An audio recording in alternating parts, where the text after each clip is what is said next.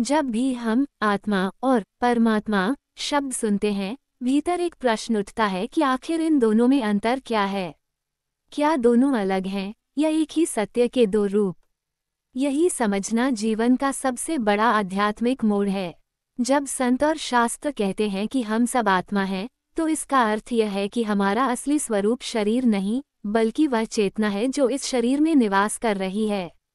शरीर तो मिटती है, पर आत्मा अविनाशी है, न जन्म उसका, न मृत्यु। जैसे कपड़े बदलने वाला व्यक्ति कपड़े बदल लेता है, पर वह स्वयं बना रहता है, ठीक वैसे ही आत्मा शरीर बदलती है, पर उसका अस्तित्व शाश्वत रहता है। लेकिन परमात्मा कौन है? परमात्मा वो अनंत चेतना है, वह प्रकाश है, वह शक्ति है जिसने इस पूरी सृष्टि को रचा भी है, संभाला भी है और चलाया भी है। आत्मा एक बूंद है, जबकि परमात्मा पूरा समुद्र है। आत्मा सीमित है, परमात्मा असीम है।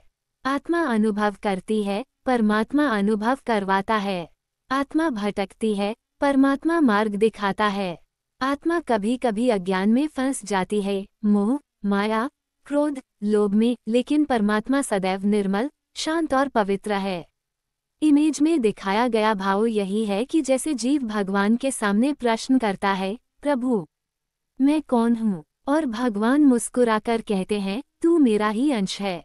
गीता में श्री कृष्ण ने कहा है, ममेवांशो जीव लोक जीव भूत सनातनः, यानी हर जीव मुझ परमात्मा का अंश है। सूर्य की किरण जैसे सूर्य से निकलकर भी सूर्य ही होती है, उसी तरह आत्मा परमात्मा से निकली है, उसी का अंश है और उसका लक्ष्य भी अंत में उसी में मिल जाना है। तो फिर प्रश्न उठता है कि यदि आत्मा परमात्मा का अंश है, तो दोनों अलग क्यों लगते हैं? इसका उत्तर सरल है, अज्ञान। जब आत्मा शरीर, मन और अहंकार से अपने को जोड़ लेती है, तब वह अपने असली स्वरूप को भूल जाती है। वह सोचने लगती है, मैं ये शरीर हूँ, मैं ये नाम हूँ, मैं ये रिश्ते हूँ, मैं ये दुख सुख हूँ। और यहीं से दूरी लगती है आत्मा और परमात्मा में।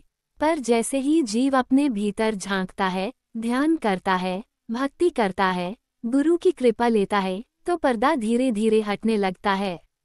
अंदर का प्रकाश चमकने लगता है और एक अद्भुत क्षण आता है जब आत्मा अनुभव करती है, प्रभु मेरे बाहर नहीं, मेरे भीतर हैं। यही वह क्षण है जब आत्मा और परमात्मा का भेद मिट जाता है। पर एक बात जीवन में याद रखनी जरूरी है, इस मिलन का मार्ग अकेले तय करना मुश्किल है। यहाँ गुरु की कृपा अनिवार्य हो जाती है। गुरु वह सेतु है जो भटकी हुई आत्मा को परमात्मा तक पहुँचाता है।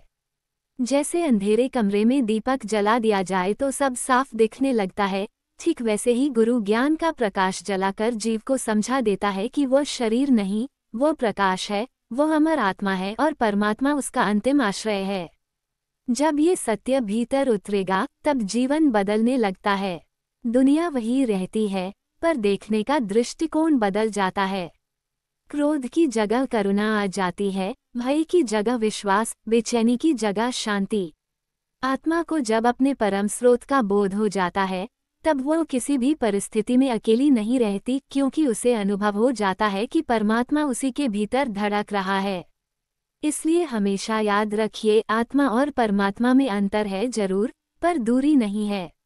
अंतर इतना ही है कि आत्मा खोज रही है और परमात्मा इंतजार कर रहा है। आत्मा सीमित है, परमात्मा असीम, लेकिन दोनों का रिश्ता सदैव प्रेम का, प्रकाश का और